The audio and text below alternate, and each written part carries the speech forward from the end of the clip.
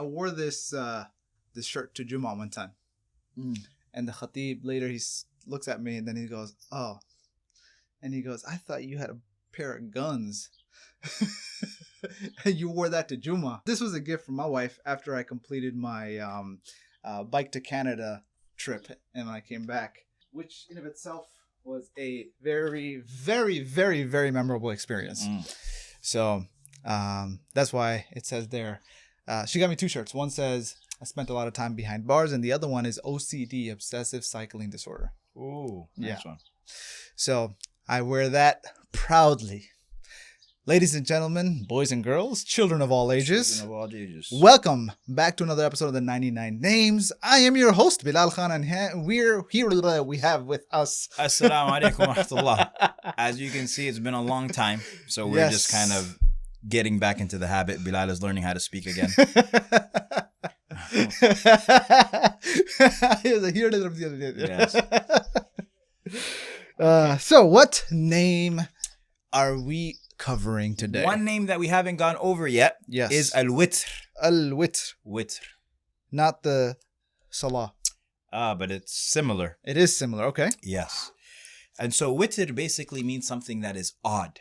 Okay. Odd like weird? Odd as in even versus odd. Okay. So numerically. Numerically odd. So you have Witr means something that is odd. Also something that is unique. Okay. Witr. And so Allah subhanahu wa ta'ala in a is way, one could say is positively weird. No, just odd. Wait, no, I'm just saying when it's unique, somebody would be like, that's a reframing. If somebody ever calls you weird, like, no, I'm unique. Well, yes, when you're talking about somebody, but when we're talking about in the context of Allah, it's odd, as in even versus odd. Gotcha. Because then we come to the issue, and that's a tangent, but the issue of even with regards to attributes, like coming up with different attributes to describe Allah subhanahu wa ta'ala, we're very restricted to what the Quran and Sunnah actually say. Okay. Because these you attributes... can't just make up stuff. No, because... even though when we're speaking in English, it doesn't fall under the category of attributes, it's a description. Sure. Because, the Prophet ﷺ didn't say odd. So we're now, I guess, comfortably or respectively moving away into things that are both names and attributes. But now we're moving towards attributes and just kind of like those descriptions. No, this is definitely a name. It is because, yeah, it's absolutely a name. Because of Al-Witr. Yes. Okay. But not because of that. Just because of that. We'll get to that when we talk about the actual hadith where it's mentioned. But he says Allah subhanahu wa ta'ala is witrun. And so remember the tanween we talked about before? Yeah. So Allah is witrun and the tanween proves that it's a name. Okay. But what I was talking about with regards to the concept of positively weird is that you can't invent like attributes of Allah subhanahu wa ta'ala that weren't mentioned in the Quran and Sunnah. Okay. And so something like even saying, for example, something like Allah subhanahu wa ta'ala is friendly. Okay. You see what I'm saying? Yeah. Like you're coming up, this is a description now or an attribute that you are coming up with. Yeah. That doesn't exist in the Quran and the Sunnah of the Prophet sallallahu alaihi wasallam. So we're very... Where do you draw that line? Somebody might be like, I feel God is friendly to me. Versus, well, that's not how he describes himself. I would draw that line. Okay. I would say he doesn't describe himself like that. Okay. It's always best to describe Allah with what he describes himself as far as attributes and characteristics. Okay. Okay, so with regards to Witr we said is odd. Where do we get this name from? The Prophet sallallahu alaihi wasallam actually says in Bukhari and Muslim, and this is a hadith where he actually mentions the 99 names of Allah. He says Allah has 99 names of Allah. Mm-hmm. Whoever, 100 except for one, whoever learns them or memorizes them, لا يحفظها أحد, or maintains them, preserves them, except that they will enter into paradise. And he is witrun yuhibbul witr. Okay. And he is odd. He loves that which is numerically odd. Interesting. Okay. How does he love that which is numerically odd? Well, we see that throughout the religion, there's all of these things that are odd. Is this why, I don't know if it's common in the Arab culture, but people from the subcontinent region, specifically Desis, when they gift people cash or checks, they always do like 101 or like 500. Like it's never like a nice round number. They always add a 1. I could see that being coming from this concept. Okay. I could see that being as a result of that. People do things like that all the time. Even now, like they might give $11. Not because they're coming from a Desi culture, but just because of this concept of this hadith. They're like, you know what, Allah subhanahu wa ta'ala, or the kids saying, give me $11 as opposed to $10, right? Because Allah is Witr, He loves al-Witr. And we see in the Sharia so many things, whether it's 7 tawaf around the Kaaba, the sa'i being 7, or making istighfar 3 times after the salah, or the prayers themselves, when you count up our daily prayers, that they end up being, I think, 17 rak'ahs. Okay. Right? So they're 17, so they're odd. I'm wondering if the odd number has something to do with the fact that you can't, I guess, comfortably split it into 2. If you talk about, 2. Of course you can. Why couldn't you? I mean, you could, but then it's a fraction. Could have been 2, or Maghrib could have been 4. Oh, you're saying that the odd is so that... No, I'm not getting what you're saying.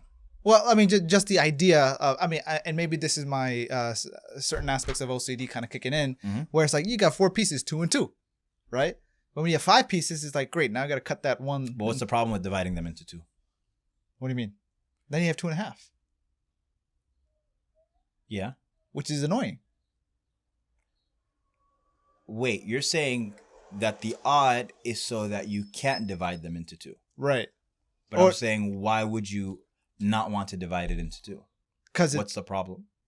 It just makes me uncomfortable. Okay. It's just like, okay, just moving on. Yes. No, but like you talk about the odds, right? You got like 5 prayers as opposed to 4. And so even with regards to the night prayer, so you've got 2, 2, 2, 2, and then you end the night prayer with an odd. 1 or 3. And that's why it's called Witr. So that you end it with an odd number. Okay. And so the Prophet ﷺ says Allah subhanahu wa ta'ala is Witr. He loves al-Witr. And the Prophet ﷺ said with regards to the praying of Witr, he says, "Awtiru ya ahl al-Quran." He says, "O people of the Quran, Awtiru, make Witr, because Allah subhanahu wa ta'ala loves the odd." Okay. And so that's al-Witr. Allah subhanahu wa ta'ala. What does this call to with regards to Allah? It calls to Allah subhanahu wa ta'ala being unique. Okay. It's talking about Allah subhanahu wa ta'ala being the one, the alone. There is no partner to him. And so all of these concepts with regards to the oneness of Allah are manifested in this name. What is the relationship of this name to the Salah of al-Witr? Other than the fact that numerically it means the same thing and Allah likes it. It's just that it's numerical and that Allah subhanahu wa ta'ala loves it. Okay. That's pretty much it. And what's the deal with, like, people... And Allah subhanahu wa ta'ala knows best. What? Sometimes... and maybe this is more of a fiqhi discussion, but I would think that this thought would come into play. Anybody here who hears Witr, what's the importance of Witr, the Salah? What's the 1 versus 3? In terms of these things in general, all of these things that are numerical and things like that, that the importance of them is that Allah commanded them.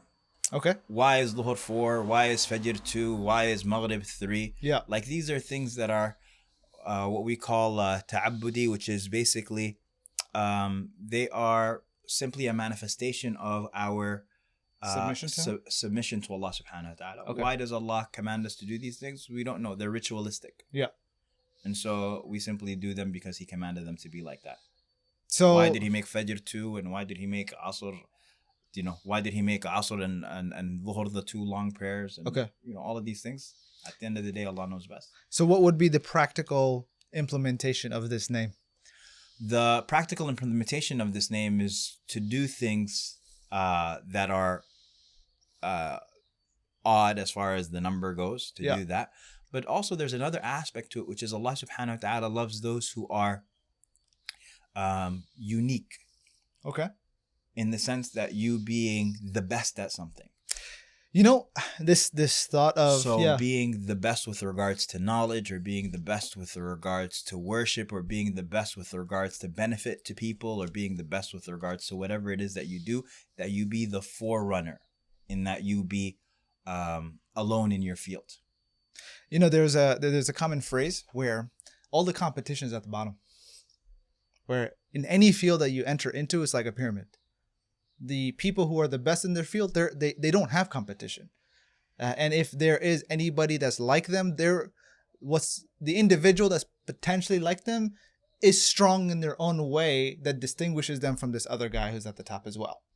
And what was interesting was there's this formula for, I guess, individualizing branding, especially in a career scenario, where it's a process where, and this is especially anybody who's young or old, identifying first what your talents are.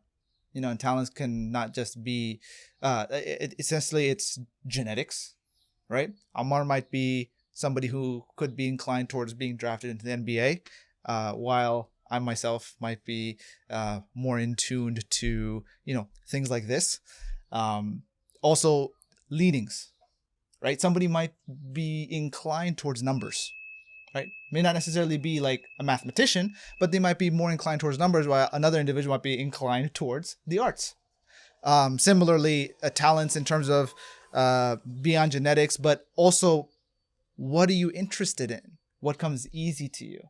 If you take that, and it might take some thinking, it might take some, removing yourself from the everyday grind, take that and understand what are the knowledge and skills that you can add to that talent foundation, right? So, and part of it, and this is, they have the whole 10,000 hour rule where, 5,000 of it is geared towards gaining knowledge, and the other 5,000 is towards skill, practice, and implementation on the direct tutelage of a mentor who is a master in that area. So you develop those skills, and, the philosophy in life goes, skills pay the bills, right? What do you bring into the table? You graduated college. Great. What skills do you have to get you hired? So you got the skills, you got the knowledge, but then from there, you go towards collecting, you apply that towards problems and challenges, and the resolving of those problems, bringing a solution to problems and triumphing over those challenges is the acquisition of an experience point. And the more experience points that you gather, the more credibility you will have in whatever it is that you're doing. And ultimately, that credibility over time will equate to a strength that will allow you to be distinguished, be unique, and to get paid. Somehow we got from Al-Witr to all of that. Hey, man, you said unique and to be the best. I was like, yo, that makes so much sense. So, yeah, that's right. That's my reflection. So that's Al-Witr. Basically, somehow. Okay. I said, Allah. You're like, okay. Somehow I ended up with, and get paid. Allah is Al-Witr, so get paid. That should be the title of the video. Allah is Al-Witr, so get paid.